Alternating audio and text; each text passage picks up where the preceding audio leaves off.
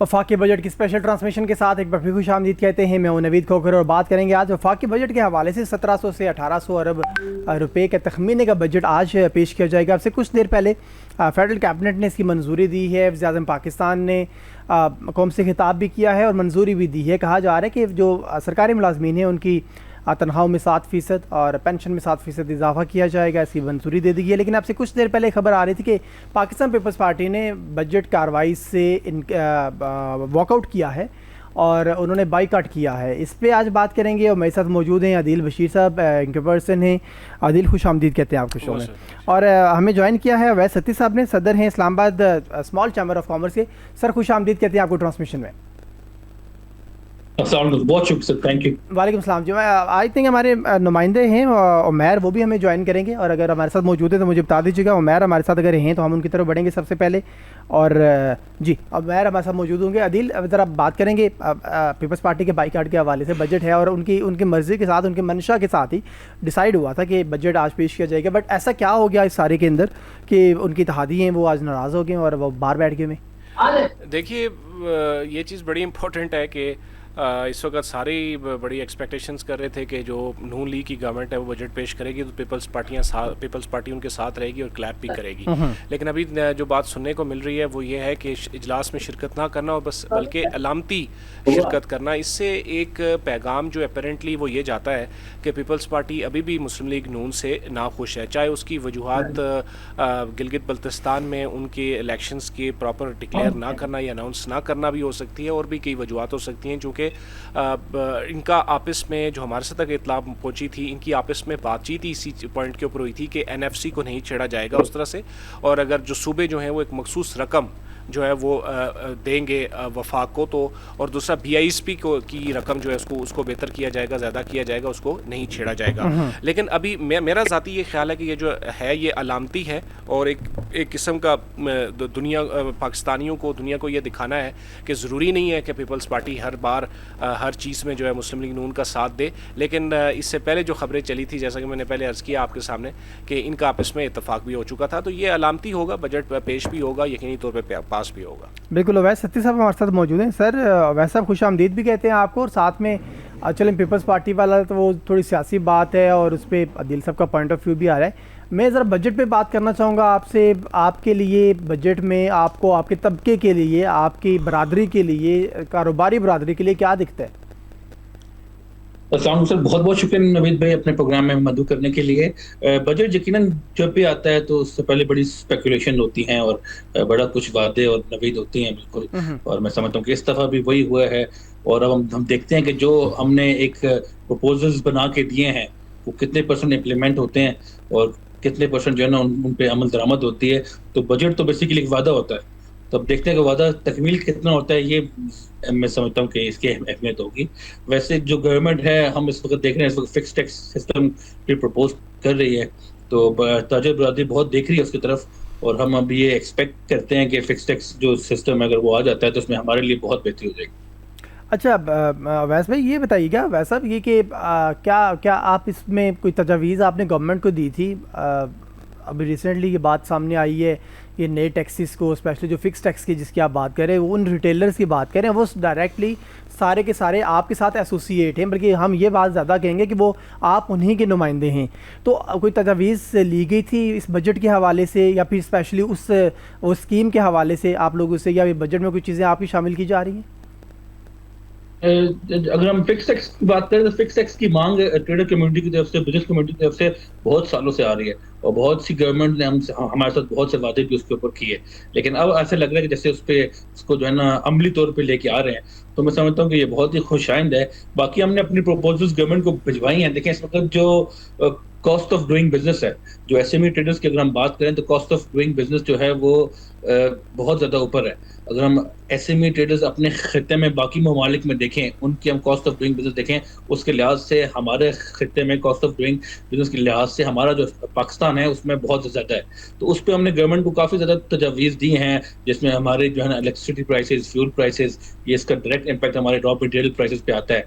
तो ये बहुत से पॉइंट्स हैं जिन पे काफ़ी कुछ किया जा सकता है कि गवर्नमेंट संजीदगी के साथ, मैं समझता हूँ कि इस पर अगर अमल दरामद करे तो बहुत फ़ायदा हो सकता है। ठीक है। अच्छा सर, ये शायद ये अपनी नौइयत की पहली स्कीम होगी जिसकी डिमांड ताजरों की तरफ से की जा रही थी, और ताजरों की तरफ से कहा जा रहा था कि हमारे ऊपर कोई टैक्सेस लगाएं। ये बात तो ख़त्म हो गया ना तकरीबन गवर्नमेंट की तरफ से। ये गवर्नमेंट तो अब ये बात नहीं कह सकेगी कि ताजर या कारोबारी तबका है वो टैक्स नहीं देता है, टैक्स से भागता है, या FBR के जो ऑफिसर्स हैं वो उनके साथ मिल जाते हैं और ये टैक्सेस पे नहीं करते, अदा नहीं करते। अब आपकी तरफ से ये चीज़ सामने आई है तो कितना फ़ायदा होगा इससे महसूलात इकट्ठे करने में FBR को? देखिए जी, यकीनन ये मांग क्योंकि हमारी तरफ से आई है, तो इसलिए आप देख सकते हैं कि बिजनेस कम्युनिटी कितना संजीदा है टैक्सेस देने में। बिजनेस कम्युनिटी ने कभी टैक्स एवेजन को प्रमोट नहीं किया। हमेशा, चाहे वो छोटा ताजर हो चाहे बड़ा ताजर हो, हमेशा बिजनेस कम्युनिटी ने टैक्स देना चाहा है। सिर्फ हमारे प्रॉब्लम्स FBR के साथ होते थे और होते आए हैं। अभी रिसेंटली भी POS वाला जो मसला है उस पर आप देख सकते हैं कि बहुत ज्यादा स्ट्राइक्स भी हुई और जो ट्रेडर्स कम्युनिटी है वो इस पे हड़ताल पे भी की तरफ भी गई। तो हमारे एक ट्रस्ट डेफिसिट बन गया था गवर्नमेंट के साथ, और FBR में समझता हूँ कि उनका रोल बहुत ही ज्यादा इसमें जो था वो नेगेटिव था। और हमारी बहुत सी शिकायत जो गवर्नमेंट से होती थी वो FBR से रिलेटेड होती थी। लेकिन मैं समझता हूँ कि अब अगर ये फिक्स टैक्स स्कीम आ रही है तो इससे हमारा कम से कम वो जो ट्रस्ट डेफिसिट बन गया था वो दूर हो जाएगा। और मैं ये समझता हूँ कि अगर हम इसको इसकी ट्रू स्पिरिट में अगर हम इम्प्लीमेंट करवा लें, और फिक्स टैक्स के हवाले से भी कुछ हमारी तजवीज़ थी जो हम गवर्नमेंट को दे रहे हैं कि एक तो आप इसको फर्स्ट टाइम इंट्रोड्यूस करने जा रहे हैं तो आप कुछ ना कुछ इंसेंटिव दें। थोड़ा सा ये जो 1% ऑफ सेल है इसको आप, क्योंकि पहले सवाल कर रहे हैं, जब कोई भी प्लान कोई भी चीज फर्स्ट टाइम इम्प्लीमेंट होने जाती है तो उसमें यकीनन गुंजाइश होती है, आपको एक इंसेंटिव देना पड़ता है। तो हम ये कह रहे हैं कि फर्स्ट टाइम है तो उस पर हमें थोड़ा सा इंसेंटिव अगर आप दे दें, इसको अगर आप 0.5% पे ले आएं और बाद में बेशक 2-3 सालों बाद इस पर हम बैठ के दोबारा कर सकते हैं। तो अभी अगर इसको आप लॉन्च कर रहे हैं तो इसको 0.5% करें तो बहुत फायदा होगा। अच्छा सत्य साहब, ये भी जानना चाहूँगा, आपके मेम्बरान हैं जो स्मॉल चैम्बर के, कितने, या फिर अगर हम इस्लामाबाद की बात कर ले तो कितने रिटेलर्स हैं जो आपके एस्टिमेट्स हैं कि वो इसमें इस स्कीम के अंदर शामिल होकर FBR को अपने टैक्सेस देंगे? देखिए, जो छोटा ताजा जो एस्टिमेट ट्रेडर है, मैं समझता हूँ कि इस वक्त 60 to 70,000 कैपिटल सिटी में है। और मैं ये समझता हूँ कि अगर इसको गवर्नमेंट सही तरीके से इम्प्लीमेंट करे और तमाम स्टेक होल्डर्स को ऑन बोर्ड ले तो वो सारा ही ट्रेडर्स इसका इंशाल्लाह पार्ट भी बनेगा और बनना चाहता भी है। ठीक है। और इसकी अदायगी के लिए कोई आसान तरीका वजह किया गया या सेम पहले वाले इसकी अदायगी के लिए अभी तो, क्योंकि इसमें बहुत सी कयास रही हैं, क्योंकि अभी तो जब तक ये इम्प्लीमेंट होने जाता है, जब तक प्रॉपर्ली आता नहीं है तो उस पर कोई बेहतर तरीके से हम कमेंट नहीं कर सकते। लेकिन मैं समझता हूँ कि अगर इसका जो अदायगी है वो उसमें से वो कह रहे हैं कि जो आप ऑलरेडी जो इनकम टैक्स पे किया हुआ है वो डिडक्ट हो जाएगा और फिर मिनिमम स्लैब 25,000 की है। मैं समझता हूँ कि वो भी फिजिबल है, एट लार्ज हमारी बिजनेस कम्युनिटी उसको सपोर्ट करेगी। ठीक हो गया जी। हसीब अनवर साहब ने हमें ज्वाइन किया है और चेयरमैन है किसान इत्तेहाद काउंसिल के। हसीब साहब, खुश आमदीद कहते हैं आपको आप बजट जी, बहुत शुक्रिया। Thank you so much Haseeb साहब। सर, जानना चाहेंगे ये बजट है आज और अभी तक तो वैसे पेश हो जाना चाहिए था, शुरू हो जाना चाहिए था, लेट है, 3 बजे का टाइम था और अभी 4:30 के करीब टाइम जा रहा है। किसानों के लिए कोई ख़ास चीज़ें हमें दिखती नहीं है, किसानों के लिए कोई इमरात हमें नज़र नहीं आ रही। कि वक्त होता था जब किसान हैं जो पाकिस्तान की ज़रूरियात वो 70% होते थे और पाकिस्तान की ज़्यादातर ज़रूरियात वही पूरी करते थे। अब कैसे देख रहे हैं आप, इंडस्ट्रीज़ को ज़्यादा राहत मिल रही है, किसानों को कम राहत मिल रही है? जी, आपकी बिल्कुल बात ठीक है। गुजारिश ये है कि इस बजट से किसानों को भी बहुत ज्यादा तवक्कुआत थी, लेकिन अभी तक इस तरह का कुछ भी डाटा शेयर नहीं किया गया कि इस आने वाले बजट के अंदर किसानों के लिए क्या मराहत दी जाएंगी। हालांकि इस पिछले 2-3 सालों से ज़राअत का शोबा पाकिस्तान का बुरी तरह बदहाली का शिकार है और हर फसल के अंदर काश्तकार को नुकसान हो रहा है। इस बजट के अंदर काश्तकार को इस हुकूमत से बहुत ज्यादा तवक्कुआत थी, लेकिन इस वक्त हर चीज इस कदर महंगी कर दी गई है, खास तौर पे डीजल और अगर पेट्रोल की बात की जाए, बिजली की बात की जाए, खादों की बात की जाए, वो बेतहाशा महंगी हो चुकी हैं, जिसकी वजह से काश्तकार की कॉस्ट ऑफ प्रोडक्शन बहुत ज्यादा बढ़ गई है। जबकि वो जो फसल भी मार्केट में लेकर जाता है, या तो मौसमियाती तब्दीलियों की वजह से उसकी पैदावार कम हो चुकी होती है या फिर उसको उसके जिन्स का रेट ही नहीं मिलता। इसकी वजह से हमारी जीडीपी ग्रोथ भी मुतासिर हो रही है, क्योंकि हमारे यहाँ पे कारखाने बचे ही नहीं हैं जिनको एक्सपोर्ट किया जा सके। पाकिस्तान चूंकि एक ज़राई मुल्क है और ज़राअत को यहाँ पर रीढ़ की हड्डी माना जाता है, लेकिन हुकूमत की पॉलिसियों की वजह से ये रीढ़ की हड्डी तोड़ दी गई है। जी, अच्छा आसिफ साहब, क्या डिमांड्स क्या हैं आपकी गवर्नमेंट से? अभी तो चलें बजट पेश हो रहा है। डिमांड्स ये हैं कि सबसे पहले तो पेट्रोल और डीजल की प्राइसेस को कम किया जाए, बिजली की कीमतों को कम किया जाए, खादों की कीमतों को कम किया जाए, जितनी भी ज़रूरी इनपुट्स हैं जैसा कि ट्रैक्टर्स, पेस्टिसाइड, सीड्स वगैरह वो लेटेस्ट दिए जाएं और बगैर टैक्स के दिए जाएं। जब आप काश्तकार की चीज को इंटरनेशनल प्राइस पर खरीदने की बात करते हैं तो कम से कम उसको इनपुट्स तो आप इंटरनेशनल कीमतों के मुताबिक दें। इनपुट्स उसकी जितनी है उनके ऊपर कई गुना टैक्स चार्ज किया जाता है और जो उसे आउटपुट खरीदी जाती है उसको इंटरनेशनल मार्केट का नाम देकर और कभी IMF का नाम देकर औने पौने दामों उससे लूट लिया जाता है। ठीक हो गया। आसिफ साहब हमारे साथ रहिएगा। दिल में आपकी तरफ आना चाहूँगा, एज अ जर्नलिस्ट आप क्या समझते हैं? हम बात कर रहे थे प्रेसिडेंट स्मॉल चैम्बर के प्रेसिडेंट से भी, हसीब अनवर साहब से भी, चेयरमैन है किसान इत्तेहाद के। आपसे कुछ देर पहले हमारे साथ और भी बिजनेसमैन भी मौजूद थे। बजट भी उसके फैक्ट एंड फिगर आपके सामने हैं, कैसा देख रहे हैं? आपकी बार का बजट कुछ थोड़ा सा हमें रिलीफ कम ही फराहम करता हुआ दिखाई दे रहा है। देखिए, हर साल मतलब जब बजट पेश करने का टाइम होता है तो इसी तरह की तकरीबन सूरत हाल बनी हुई होती है। और जो जमातें हैं, जो भी जिस पीपल्स पार्टी की गवर्नमेंट है, नून की है, पहले PTI की गवर्नमेंट थी, तो ये सवालात अवाम के बदस्तूर अपनी जगह रहते हैं कि हमारी ज़रूरतों के मुताबिक जो है वो बजट को रखा जाए, लेकिन अनफॉर्चुनेटली ऐसे नहीं होता। और इस बार भी मुझे ऐसा ही लगता है कि उस तरह तो नहीं है। अलामती एहतजाज अलबत्ता पीपल्स पार्टी का होता रहेगा। पीपल्स पार्टी का अलामती एहतजाज होता रहेगा। आदिल, ये हमने देखा तमाम पार्टीज़, कोई भी पार्टी जब बजट पेश करती है, पाकिस्तान तहरीक इंसाफ हो, नून लीग हो, पाकिस्तान पीपल्स पार्टी हो, जो बज़ाहिर अभी तक 3 पार्टीज़ हमें डायरेक्टली गवर्नमेंट में दिखी हैं, इनके मामलात, इनके मंशूर तो बिफ़ोर टाइम तो बहुत इलेक्शन तो बहुत सारी चीज़ें होती हैं, बट जब ये बजट पेश कर रहे होते हैं तो हमने देखा कि बस अल्फाज को ऊपर नीचे करके चेंज करके ऑलमोस्ट तमाम पार्टीज़ के बजट एक जैसे ही होते हैं। बजट के मामलात के ऊपर आवाम को रिलीफ देने के हवाले से आई थिंक ज़्यादा अच्छा बजट कोई भी पार्टी अभी तक पेश नहीं कर सकी है। ऐसे ही है। आप देखें ना, पीपल्स पार्टी का मैंने आपसे कहा कि NFC के ऊपर और BSP पे कहा था कि जी बात नहीं होगी, और फिर एक और भी खदशा आपको पता है लगा हुआ पीपल्स पार्टी को, वो ये है कि जी 28वीं तरमीम भी हो सकती है। क्या पता सूबों से इख्तियार दोबारा फेडरेशन को देंगे। अभी तो सूबों ने पैसे भी देने हैं, चूँकि जो इकनॉमिक कोऑर्डिनेशन की काउंसिल की मीटिंग हुई है वगैरह। तो मैं ये समझता हूँ कि हो जाएगा budget pass, but it will take time. थोड़ा सा चीज़ें जो है वो ऑब्जर्व तो करनी पड़ेंगी। असल सवाल ये नहीं है, असल सवाल ये है कि क्या आवाम दोस्त है कि नहीं है। प्रॉपर्टी में थोड़ी रिलैक्सेशन आप दे रहे हैं, इसी तरह जो सरकारी मुलाजमीन हैं उनकी तनख्वाहों में आप इजाफा कर रहे हैं, तो अपनी तरफ से तो है।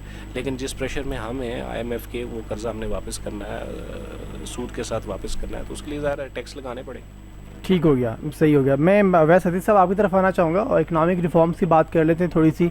ये हालिया बजट जो अभी तक जिससे हद्दोखाल हमारे सामने आ रहे हैं, जो अभी तक पेश नहीं किया गया, इस बजट पे आप क्या समझते हैं? इकनॉमिक रिफॉर्म्स होने चाहिए? इन आपकी जितने मसाइल हैं ताजरों के, किसानों के, कोई इकनॉमिक रिफॉर्म्स करके ये तमाम मामला सेटल्ड किए जाएँ? देखिए, इकोनॉमिक रिफॉर्म्स जो है ना, मैं समझता हूँ कि वो इस वक्त हालात की ज़रूरत है, मैं समझता हूँ। और इसके साथ साथ जो एक पॉलिटिकल स्टेबिलिटी है वो भी बहुत बहुत ज़रूरी है, मैं समझता हूँ, इस पर्टिकुलर सिनेरियो में। और इकोनॉमिक रिफॉर्म्स के लिए सब पार्टीज़ को, सब बिजनेस कम्युनिटी को, सब स्टेक होल्डर्स को एक टेबल पे बैठना पड़ेगा और एक, मैं समझता हूँ, चार्टर ऑफ इकोनॉमी करनी पड़ेगी, और जिसके ऊपर सब पार्टीज़ को, सब पूरे, मैं समझता हूँ, पाकिस्तान को मुत्तफिक होना पड़ेगा, तभी जाके मामला आगे बढ़ेंगे, हम बजट से आगे देख सकेंगे। अच्छा, वैसे ये बताइएगा, जो FBR के लोग हैं, आपकी बार उनका जो तखमीना है वो 1500 अरब के करीब है। 15,276 अरब रुपए मुकर्रर किया गया है कि वो ये महसूलात कलेक्ट करेंगे पब्लिक के साथ या जो बिज़नेस कम्युनिटी है उनके साथ। आप समझते हैं ये जो तखमीना है, ये जो हदफ मुकर्रर किया गया है, इसको अचीव कर लिया जाएगा? देखिए, हम हर साल इस तरह की हदफ देखते हैं और फिर हम उस पर कुछ ना कुछ इम्प्लीमेंटेशन भी देखते हैं, लेकिन अब इसमें FBR की तरफ से हमें देखना पड़ेगा कितनी संजीदगी है, FBR कितना संजीदा है टैक्स देने में, क्योंकि ट्रेडर्स और बिजनेस कम्युनिटी सारी की सारी टैक्सेस देना चाहती है। FBR की संजीदगी पे डिपेंड करता है क्या वो संजीदा है टैक्सेस देने पे कि नहीं। और अगर वो इस मामले में, मैं समझता हूँ कि अगर संजीदा होंगे तब भी अपने हदफ पूरे कर सकेंगे, और टैक्सेस बिल्कुल देने चाहिए। इसमें कोई हम ऐसी बात नहीं करते कि हम सबको टैक्सेस देने चाहिए। ये मुल्क हमारा है, इसने हमें इज्जत दी है, हम यहाँ पे कारोबार करते हैं, तो टैक्सेस जरूर देने चाहिए। ठीक हो गया। मैं सत्य साहब ये भी साथ फरमा दीजिएगा कि आपके कोई ऐसे मुतालबात के जो गवर्नमेंट को आप पेश करना चाहें या आपने पेश किए हों, और अगर इस बजट में नहीं आ रहे तो नेक्स्ट बजट में ही सही, बट आपकी तरफ से कोई इस तरह की चीज़ें हैं जो हुकूमत से कहना चाहेंगे बजट के हवाले से, आपके मुराद के हवाले से?